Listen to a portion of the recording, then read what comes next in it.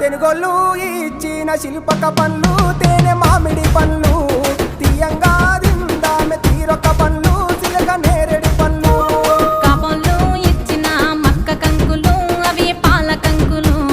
కాల్చుకొని తిందాము కందికాయలు పచ్చి పల్లికాయలు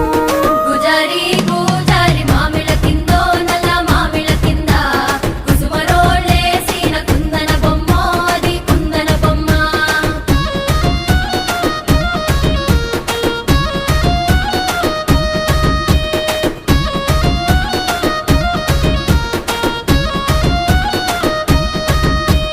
బెస్తోలు పెట్టిన పచ్చి చేపలు అవి వట్టి చేపలు